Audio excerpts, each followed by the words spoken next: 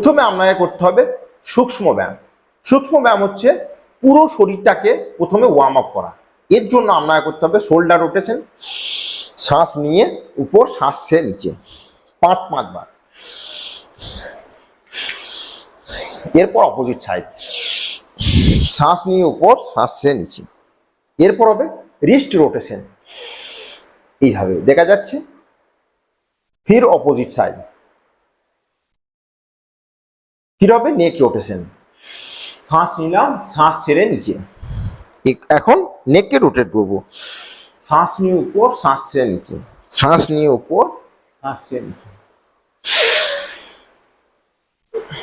এরপর opposite side,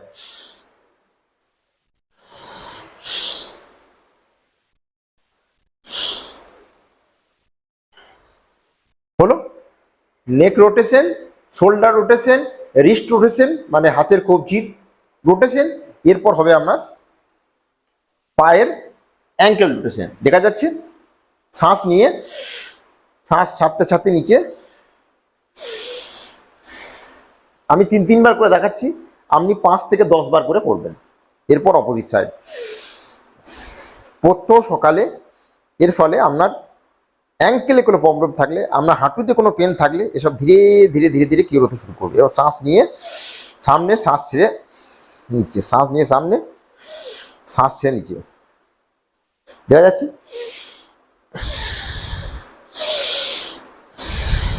এরপর নি পেন থাকলে ধীরে ধীরে কিওর হবে, নিটাকে ধীরে ধীরে গ্রাউন্ডে ফোর্স করবো, মানে নিচের দিকে প্রেশার দেবো। মেরুদণ্ড স্ট্রেট, এটাকে বলা হয় দণ্ডাসন। শ্বাস নিলাম, শ্বাস ছেড়ে গ্রাউন্ডে পৌঁছবো, দেখা যাচ্ছে। পা একটু উপরে হলেও উপরে আসবে, শ্বাস ছেড়ে রিল্যাক্স। শ্বাস ছেড়ে পাটাকে নিচে করব, মানে গ্রাউন্ডে প্রেস করব এবং 5 সেকেন্ড হোল্ড করব। 1 2 3 4 5 অ্যান্ড রিল্যাক্স। ক্লিয়ার? শ্বাস নিলাম, শ্বাস ছেড়ে প্রেশার দেবো গ্রাউন্ডে, 5 কাউন্ট করব। 1 2 3 4 5 অ্যান্ড রিল্যাক্স। আপনার থাই মাসেল, আপনার কাপ মাসেল, আপনার ঘূর্ণার অ্যারাউন্ডে মাসেলস, এগুলো স্ট্রং হতে থাকবে। এর ফলে নি পেন ধীরে ধীরে শেষ হয়ে যাবে। পুরো হোল যে বডি, পুরো যে জয়েন্ট, পুরো এর এক্সারসাইজ হলো, মানে সূক্ষ্ম ব্যায়াম হলো। এরপর আপনাকে করতে হবে বদ্ধাকোনাসন। দুটো পাকে এইভাবে একত্রিত করে আঙুলগুলোকে ইন্টারলক করে ধীরে ধীরে ধীরে ধীরে পাকে নিয়ে আসবো এবং মেরুদণ্ডকে স্ট্রেট করে এইভাবে ধীরে ধীরে শ্বাস নেবে এবং ধীরে ধীরে শ্বাস ছাড়বে। ক্লিয়ার? দেখা যাচ্ছে? এটাকে বলা হয় বদ্ধাকোনাসন। প্রত্যেক পুরুষ মানুষ রেগুলার এই আসনে কমসে কম 2 থেকে 5 মিনিট বসতে হবে। এর ফলে প্রোস্টেট গ্ল্যান্ড যে এনলার্জ হতে থাকে 40-এর পর, সেটা ধীরে ধীরে ধীরে ধীরে যদি এনলার্জ হয়ে থাকে তাহলে শ্রিঙ্ক হতে শুরু করবে, আর যদি এনলার্জ না হয় তাহলে কোনো দিনই এনলার্জ হবে না। এটা খুবই উপকারী আসন প্রোস্টেট গ্ল্যান্ডের জন্য। তো এই অবস্থায় বসতে হবে। এরপর কিছু সময় বসার পর আপনি ধীরে ধীরে শ্বাস নিয়ে উপর এবং শ্বাস ছেড়ে নিচে, ধীরে ধীরে, এটাকে বলা হয় তিতলি আসন বা বাটারফ্লাই পোজ। আপনি ধীরে ধীরে শুরুর দিকে, এরপর প্র্যাকটিসের ফলে এটাকে বাটারফ্লাইরা যেমন করে পাংখাকে চেক করে, মানে হেলাতে থাকে, এভাবে হেলাতে থাকে। বোঝা গেছে? রেগুলার সকালে তিতলি আসন বা বাটারফ্লাই পোজ হলো। শ্বাস নিয়ে শ্বাস ছেড়ে রিল্যাক্স। এরপর আপনাকে বসতে হবে পদ্মাসন। রেগুলার পদ্মাসন যদি শুরুর দিকে করতে অসুবিধা হয়, রেগুলার অভ্যাস করবেন। প্রথমে অর্ধ পদ্মাসনে বসা শিখবেন, সুখাসনে বসা শিখবেন। অটোমেটিক্যালি আপনি যখন বদ্ধাকোনাসনকে শুরুর দিকে, আপনার বদ্ধাকোনাসন শুরুর দিকে এই অবস্থায় আসবে না, শুরুর দিকে এখানে থাকবে। হলো কিছুদিন প্র্যাকটিস করার পর এই উঠে থাকবে পা, ধীরে ধীরে ধীরে প্র্যাকটিসের ফলে ধীরে ধীরে ধীরে ধীরে নিচে আসতে থাকবে। এবং আপনার যে এই এরিয়া শুরুর দিকে হয়তো উঠে থাকবে, কিন্তু প্র্যাকটিসের ফলে এটা ধীরে ধীরে ধীরে ধীরে নিচে যেতে থাকবে এবং একসময় আপনি এটাকে এইভাবে গ্রাউন্ডে স্পর্শ করাতে পারবেন। এই বদ্ধাকোনাসনকে যখন আপনি কমপ্লিট করতে পারবেন, তখন আপনার যে হিপ জয়েন্ট, আপনার যে নি জয়েন্ট, এগুলো ফ্লেক্সিবল হতে থাকবে। তখন আপনি অটোমেটিক্যালি আরামসে পদ্মাসনে বসতে পারবেন। ক্লিয়ার?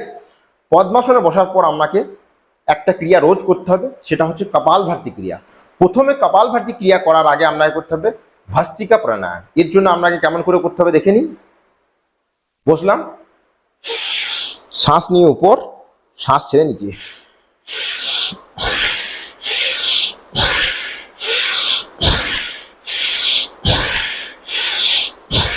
রেগুলার 2 থেকে 5 মিনিট। এরপর আপনাকে করতে হবে প্রথমে সূক্ষ্ম ব্যায়াম, পুরো ওভারঅল বডি আপনার ওয়ার্ম আপ হলো। তারপর আপনি করলেন বদ্ধাকোনাসন বা তিতলি পোজ। এর ফলে আপনার হিপ জয়েন্ট এবং নি জয়েন্ট এবং আপনার পোস্টেড গ্ল্যান্ড এগুলো সমস্ত কিছু ধীরে ধীরে ধীরে ধীরে ক্লিয়ার এবং সুস্থ হতে থাকবে। সাথে সাথে ওয়ার্ম আপও হবে, আপনার হিপ জয়েন্ট নি জয়েন্ট এগুলো ধীরে ধীরে ফ্লেক্সিবল হতে থাকবে। এরপর করবো ভস্ত্রিকা প্রাণায়াম, যেমনভাবে দেখালাম। এটাও এইভাবেও করা যায়, কিন্তু আপনাকে করতে হবে এইভাবে। এর ফলে কি হবে, আপনার যে শোল্ডার, এই যে ফ্রোজেন শোল্ডার, হাত ওঠাতে অসুবিধা, আপনার হাতকে নিয়ে যেতে অসুবিধা, এই সমস্ত অসুবিধা চলে যাবে। এরপর করতে হবে কপালভাতি। জ্ঞান মুদ্রা বা চিন মুদ্রা বহুবার শেখা হয়েছে। মেরুদণ্ডকে স্ট্রেট রেখে, শরীরের কোনো হালাডোলা বা ঘাড়ের কোনো নাড়াচড়া নয়, বিলকুল স্ট্রেট, অনলি পেটটা ভেতরের দিকে ঢুকবে এবং শ্বাসটা বাইরের দিকে নির্গত হবে। দুটো একই সাথে, শ্বাসটা ছাড়া আর পেটটা ভেতরের দিকে ধাক্কা দেওয়া, দুটো একসাথে। কেমন করে করতে হয় দেখে নিন। এখন আমরা করব ধিমি গতিতে কিছুদিন, তারপরে করব মধ্যম গতি এবং ধীরে ধীরে করবো তীব্র গতি। তো দেখাচ্ছি। প্রথমে ধিমি গতি মানে সেকেন্ডে একবার, মধ্যম গতি মানে সেকেন্ডে 2 বার, তীব্র গতি মানে সেকেন্ডে 3 বার। তো প্রথমে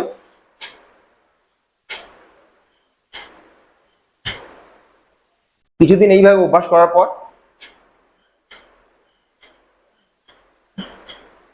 আরো কিছুদিন এইভাবে অভ্যাস করার পর আপনাকে রেগুলার একটা তীব্র গতিতে কপালভাতি ক্রিয়া 5 মিনিট রেগুলার করতে হবে। তাহলে আপনার পেট সম্বন্ধিত কোনো বিমারি, সেটা ইনডাইজেশন হতে পারে, সেটা গ্যাসের সমস্যা হতে পারে, সেটা অপচন হতে পারে, যে সমস্যাই হোক, সেটা আপনার 1 মাসের মধ্যে কমপ্লিটলি কিওর হয়ে যাবে। কপালভাতি ক্রিয়াকে তীব্র গতিতে করতে পারেন রেগুলার 5 মিনিট।